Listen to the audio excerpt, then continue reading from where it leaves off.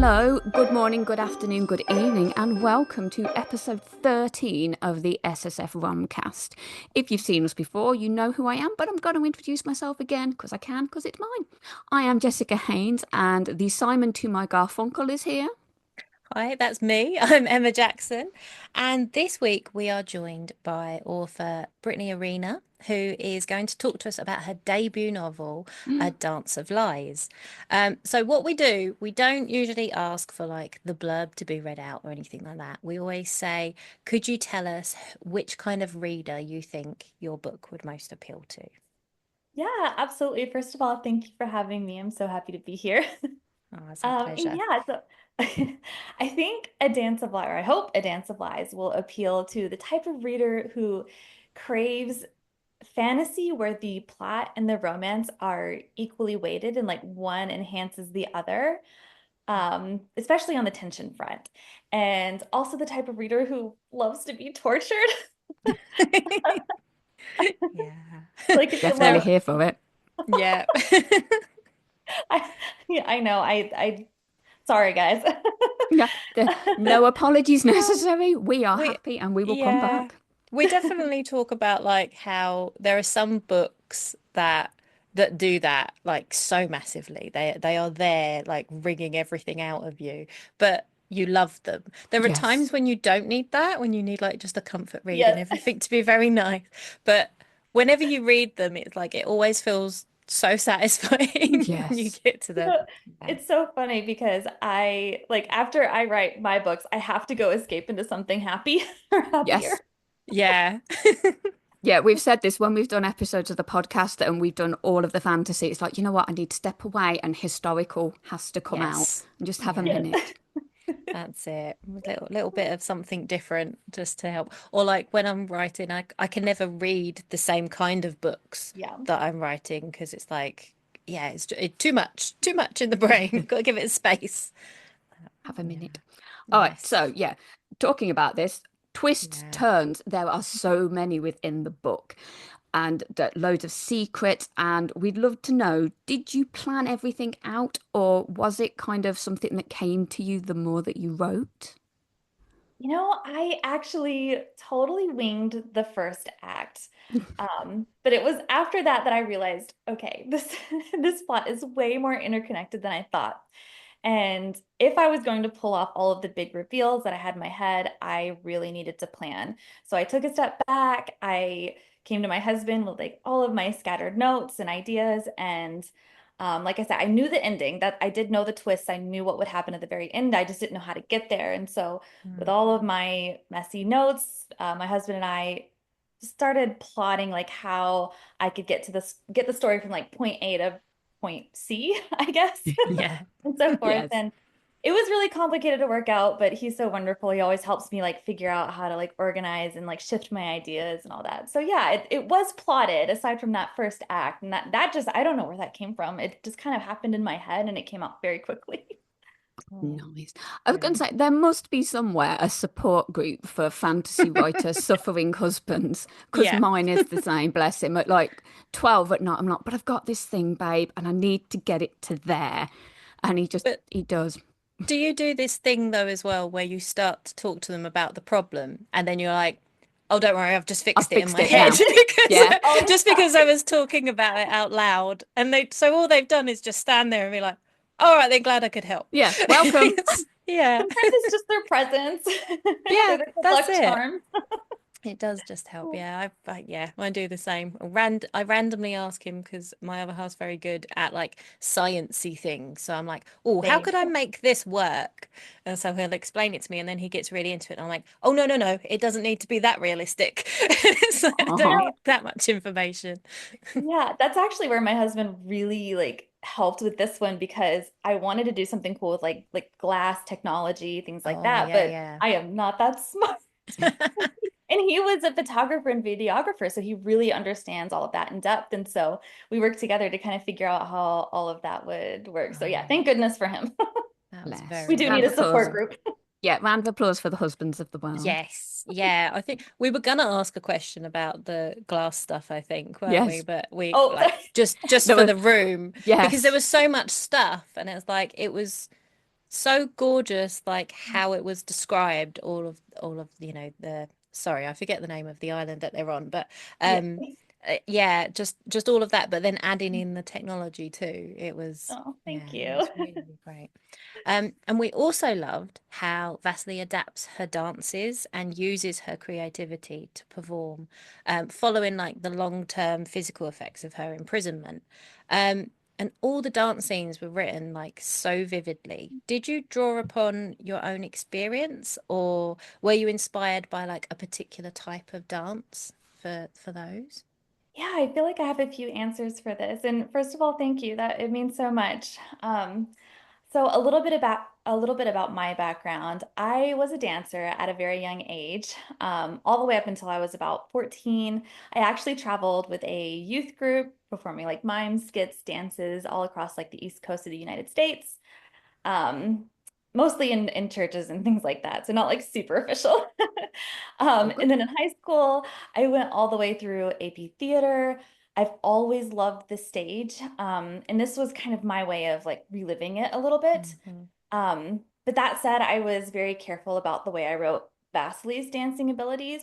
I didn't give her any formal training because I didn't have any myself. Hmm. Like in the group that I was in, we did have a dance teacher, but it was kind of very unofficial. And, I never attended a dance academy or anything like that. But I also really wanted to mirror my own experience of losing physical ability and how those of us who are chronically ill and disabled often have to find like new ways to do things. Um, and so for Vasily, not to give too much away, but like she finds a prop essentially that distracts from what she can do or what she can no longer do.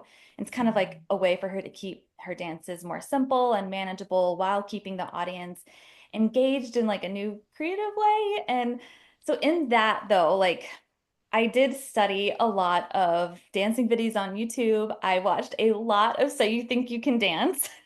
And so the style that she dances is a little more along those lines, like a little more Hmm. contemporary. I wish I could remember the name of the couple, but there's one couple on there. Oh, it was Charity and Andres. And I watched so many of their dances. So if you ever get a chance to go on YouTube and watch them, they are amazing. And so for all the couple dances I did, I really watched them and like took note of their moves. Yeah. Oh, Is they it, were it's I was go gonna on. say, yeah, it's really nice to have something in your head that you can picture when Yeah. you're trying to plot things. I find if Yeah. I don't, my mind just, as you said earlier, it just wanders and I don't know where it ends up. But yeah, to have that visual is fantastic. And Yeah. it did And like, work really, really well. I think Mm. there are some things that are particularly hard to come across, I think, in books, and dance can be one of those because it's such a visual thing and it's got to be described in that way. But it you could visualize it really well what was going on. So oh, yeah, thank you so that much. was great. I was gonna say, yeah, same for me. And I have absolutely no dancing in my background. My feet are very much truly stuck to No, the floor. yeah, that's it. I never did any dance. My girls dance now. Oh, They do ballet, tap, and modern between them. mhm. And they tell me about these dance moves that they're doing and stuff. I'm Yeah. like, I don't know any of these names, these Nope. formal things that they're doing, but it's lovely to see that enjoyment. Mhm. And that was a big thing for her as well, wasn't it? What she got out of it. Mhm. Yeah, and I honestly I miss it. I wish I could still do it these days, but yeah. Yeah. You can put it out to the world through words now. That's exactly. This is my way of Yes. doing it but not Yeah. doing it. Yeah, it all works. So, as we just mentioned, Vasily is living with chronic pain, disability, and illness, and has to deal with the pressure to perform now that her body has changed. It's no longer what it was. How important was it to you to represent a fantasy romance heroine who doesn't fit into that stereotype of the strong woman that we're all expecting? Yeah, so my number one goal was to try and help redefine what strength means. Like we have so many amazing, strong, sword-wielding heroines already, and I love them, and I'm so grateful for them. But I feel like there's very little representation of what strength, like other types of strength and what it Mm. can mean. And it can mean many different things. Like there's strength of mind, strength of heart, strength of will. And so, yeah, it was my hope to kind of bring that a little more to the forefront in this. Yeah. And like she's strong just for that, like we were talking about with that adaptability with what she's trying to do, but just the like the pressure she's dealing with from outside about the fact that she has to do this. I would Yeah. crumble under that pressure for sure. You know, all these people saying you need to do this, you need to keep performing because, you know, otherwise we're going to kill you. It's like, Yeah. Yeah. okay, or chuck Like you keep back it in up. prison. Like, okay. Yeah, Yeah. exactly. Yeah. That's like, and I think that's just such a common story though for, I mean, obviously not like, oh, you're gonna like somebody's gonna kill you if you don't do Yeah. Yeah, you something. have to. But it's like we just so many of us have to find new ways to do things when our body fails us. And so yeah, I just kind of wanted to feature that a little bit. It did occur to me when I was reading it. I wrote a note down. It wasn't really a question, but it kind of felt like the way she had that threat over her, Mhm. and like she'd had her whole life built up when she was Mhm. being a dancer, and then it was like the rug got pulled. And I felt like there was something quite kind of metaphorical in that as well about how the rug can be pulled on your health. And I think a lot of people understand that a bit more following COVID, Mm. and that, you Yeah. know, more people got ill and more people have long-term illness from that.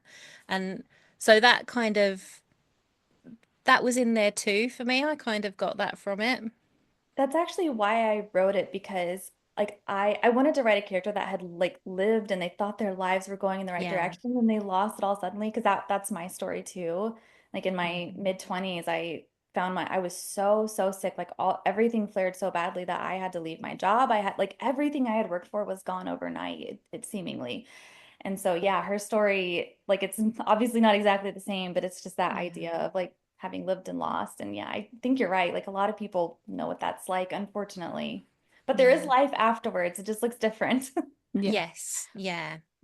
Well, this is it. If you look at your own life and your friends, and maybe when you get older, you see it a lot more. And there's so many people just so close to you that have this as well that they live. So it's Yeah. great to put it out there so we can actually see it. That's it. So people can see themselves in it, or have their empathy grow as well when they're reading Mm. it, and yeah, getting close to the characters. It's really good.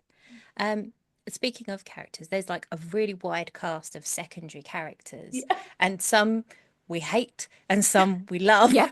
Hmm. like so much. Um, so did you have a favorite to write, and why? Um, so I guess for secondary characters, I love Laurent especially because he's just like this precious little being, and Yeah. writing him always warms me up a bit. But I also really love to write Prince Sundar, and he's not in the first book a lot, and I can't give away too Okay. much yet. But what I love about him is he's like just as a teaser, he's kind of like a mini Anton. He's like a little younger Yeah. version of Anton who like he's such a goof. So hopefully I'll get to show you all more of that soon. Oh, brilliant. Well, I was going to say that definitely leads into our next question because I remember messaging Emma and it's like, there's a cliffhanger, there's Cliffhanger. books, we need another book. So, yeah, can you tell us what the readers can expect from the next book? Just a little bit. And if the story will be just a duology or are you kind of planning it further from there? Yeah, so I am working on revisions for the second book literally as we speak. And to answer your question, the second book will be the final book, so everything will be wrapped up entirely. Um, I mean, and which is hard for me to say because I feel like I'm going to miss all the characters Yeah. so much. I do think that there's potentially room to tell someone else's story at some point in the Mhm. future. It's not like on my direct radar, but the possibility is there. But yeah, so everything will be wrapped up in the next book. Oh, I do love a duology. I think they work really well. Series are good and standalones are good, but I'm going through a duology phase at the moment. There's a lot of really good ones. It's just nice. You get like extra long story, but not too long. You know, Well, you this is you it. get there. Yeah. I've got a few trilogies and the third book isn't out yet. So I'm now hanging with two books and it's, Yeah. oh my Oh gosh, no. it's a long way. I get it. I know writing is so hard, but reading Yeah. is just, I need it. So two is good. Yeah, Yeah. it's funny because I feel like this book was or this story was always a duology in my head from the very first chapter that I started writing. I knew it was a duology. I kind of had an idea for the second book. So luckily it just kind of worked out that my publisher bought two, and they like at one point in the early acquisitions process, they asked if I would like if I wanted it to be a trilogy, and I was like, no, No. please don't. Yeah. Like No. it would be dragging out a story, and I would much rather it be concise and punchy and like feel like it was meant to be a duology, if that makes sense. Yeah, Yeah, no, no, I no, think yeah, that's a great totally. decision. If you know Yeah. that about your story, I know for some people maybe they don't. They Mhm. can see it going And that's longer or fair. they've That's so planned it valid. out longer. This is But it, yeah, yeah. if Mhm. you know, you don't want to be dragging it out.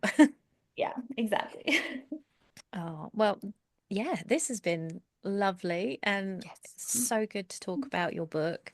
Um, yeah, do you have dates for, because it's coming out in about a month's time, I think. Is that right? I think we are right at 2 months. So I know it's out June 3rd in Australia, Yeah. June 5th in the UK, Okay. in most of the world, and then in North America it's out on the 10th, on June 10th. So yeah, Plenty we of Oh, time are for it's pre-orders. creeping yes. up. Yeah. Oh, lovely. Well, that's brilliant. And we're going to be having you back to talk to us about one of your favorite fantasy romance novels. So that will be our next episode is our monthly book chat episode. And then we'll be joined by you again on the 13th of May to talk about Shadow and Bone by Lee Bardugo. So yeah, we'll look forward to it. Oh, thank you so much for having me. This was like such a pleasure. I love the podcast. Oh, Oh, thank you thank for you. coming. Thank you. See you all next time, people.